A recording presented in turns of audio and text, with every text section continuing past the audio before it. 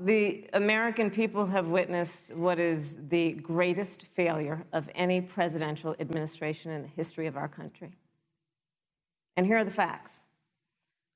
210,000 dead people in our country in just the last several months. Over 7 million people who have contracted this disease. 1 in 5 businesses closed.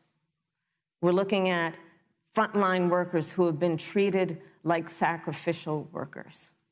We are looking at over 30 million people who in the last several months had to file for unemployment. And here's the thing. On January 28th, the Vice President and the President were informed about the nature of this pandemic. They were informed that it's lethal in consequence, that it is airborne, that it will affect young people, and that it would be contracted because it is airborne. And they knew what was happening, and they didn't tell you.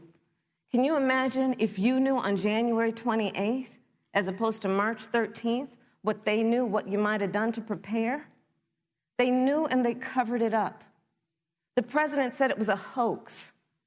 They minimized the seriousness of it. The president said, you're on one side of his ledger if you wear a mask, you're on the other side of his ledger if you don't. And in spite of all of that, today they still don't have a plan. They still don't have a plan. Well, Joe Biden does. And our plan is about what we need to do around a national strategy for contact tracing, for testing, for administration of the vaccine, and making sure that it will be free for all. That is the plan that Joe Biden has and that I have, knowing that we have to get a hold of what has been going on, and we need to save our country. And Joe Biden is the best leader to do that. And frankly, this administration has forfeited their right to re-election based on this.